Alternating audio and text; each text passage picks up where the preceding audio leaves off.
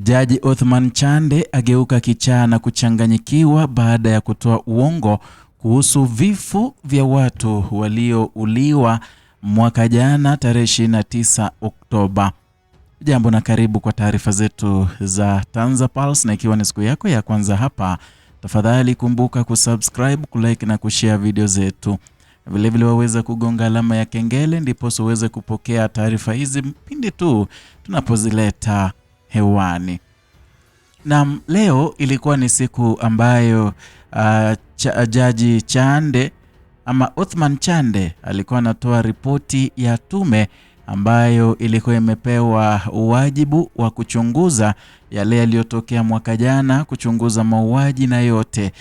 Na wamekuwa wakisitisha sana kutoa ripoti hii, ambapo wengi ama kutokana na ripoti tulizozipokea kama TanzaPulse, Rais Samia Suluhu alipopitia ripoti ile kabla ya kuwasilishwa haikuwa imemfurahisha. Kwa hiyo alikuwa anarudishwa mara kwa mara ili aweze kurekebisha na kuhakiki ripoti ile ili iweze kumfurahisha Samia kabla ya kutolewa kwa umma. Kwa hiyo leo ilikuwa ni hiyo siku ambayo huyu Jaji Chande alijitokeza na kuanza kuzungumza, na akazungumza mambo mengi zaidi kuhusiana na mauaji ya mwaka jana, akitoa sababu ambazo zilipelekea maandamano yaliyotokea, ikiwemo vile vile kwamba watu walikuwa wanataka katiba mpya ambayo imefanyiwa marekebisho kabla ya uchaguzi. Japo kuna swala ambalo lilifanya kuona kwamba huyu jamaa amekuwa kichaa. Wajua, ukizungumza uongo sana, haswa kuhusiana na mauaji yaliyofanyika, kuhusiana na damu iliyomwagwa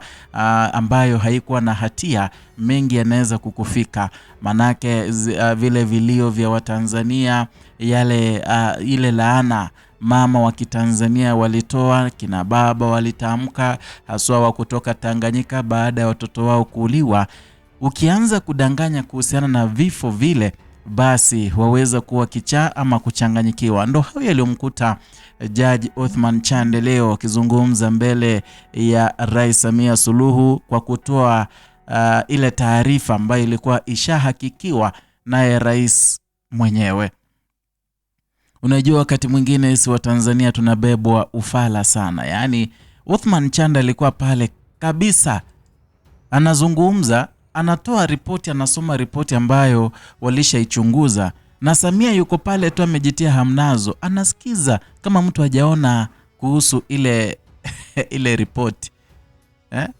Yaani amejiweka tu kama mtu hajaisikia chochote, na yeye ndiye ameichambua, akasema toa hiki kipengele, ongeza kile, toa hiki, toa hiki ili serikali yangu iweze kuonekana ni safi kama pamba. Alikuwa pale tu.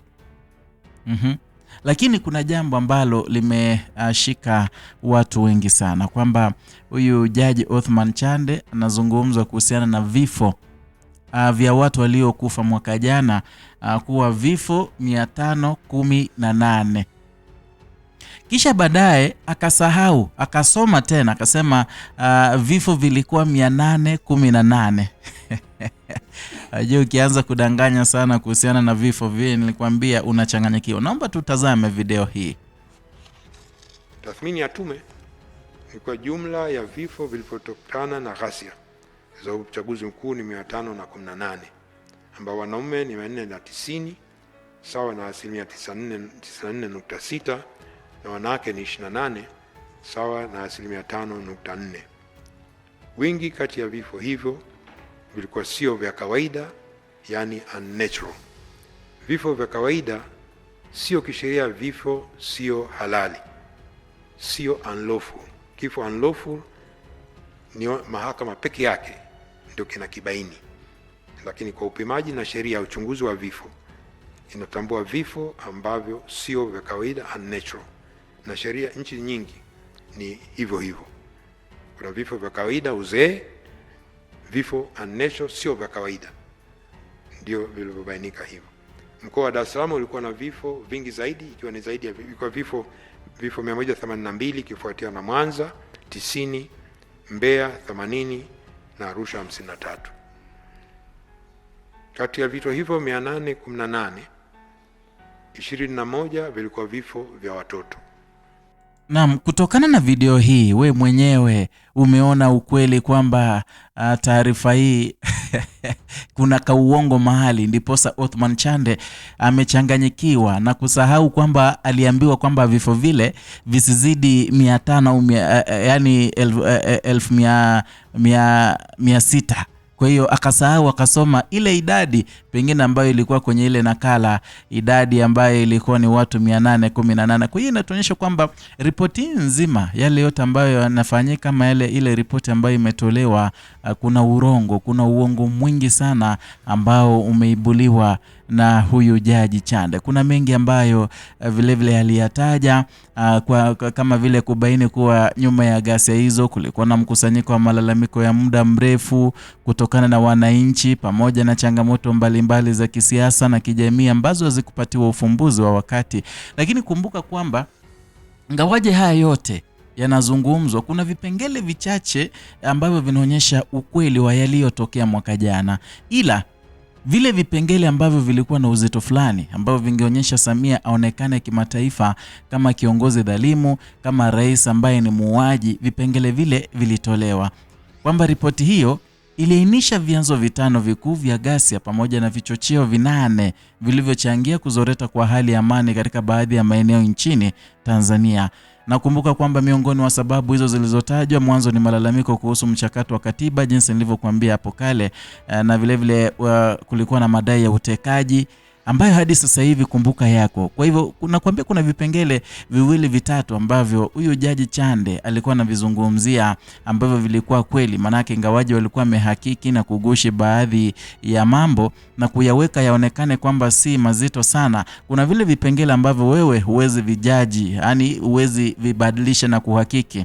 Kumbuka kwa upande mwingine mfumo wa uchaguzi ama tume ya uchaguzi nchini Tanzania ilikuwa imeeleza kuwa kulikuwa na hisia za kutoaminika kwa baadhi ya wananchi kuhusu uhuru wa tume ya uchaguzi.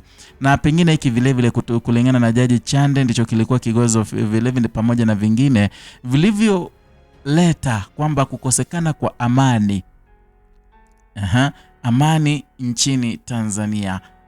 Watanzania wengi mitandaoni wameonyesha kutoridhika na taarifa ile. Manake ingawaje ndio wametaja kulikuwa na idadi fulani ya watu waliuliwa, japo mimi na wewe tunajua kwamba idadi hiyo ni ndogo zaidi kuhusiana na ile ambayo iliongelewa na vyombo vya uchunguzi vya haki za kibinadamu kama LRHC. Kuna taasisi mbalimbali zilikuwa zimezungumza mengi, na ile nambari ilikuwa mengi zaidi. Na vile vile wamesema kulikuwa na idadi ya watu hawakupatikana, miili ya watu, kwamba kulikuwa na idadi fulani ndio, ila familia fulani hazikupata wapendo wao kuwazika, na hadi sasa wajui miili hiyo ipo wapi.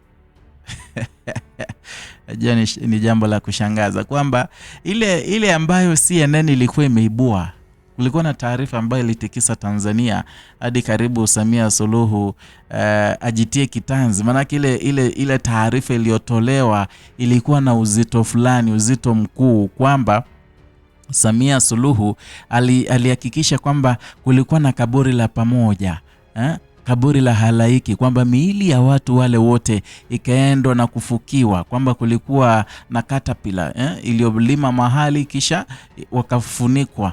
Wazazi wengine tuliona video wakizika nguo tu bila mwili, na ni jambo ambalo linatamausha wengi mioyo nchini Tanzania sana. Kwa hiyo hii ripoti ya Jaji Chande, ngawaje kuna vipengele ndio hatuwezi kuvikataa, kuna vipengele pale ambavyo vinaka ukweli fulani, japo vile vile kuna vipengele zaidi ambavyo vimejikita katika uongo, yani vinazungumzia uongo mwingi, yale ambayo yalitokea mwaka jana, ili kumweka Samia kuonekana mtu mzuri, kuonekana kiongozi anayejua yale anayoyafanya.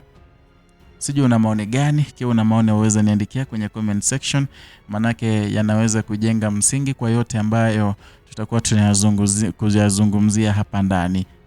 Ikiwa ni mara yako ya kwanza hapa, tafadhali kumbuka kusubscribe, kulike na kushare video zetu, na vile vile gonga alama ya kengele ndipo uweze kupokea taarifa zetu pindi tu tunapozileta hapa kwenye platform hii ya TanzaPub.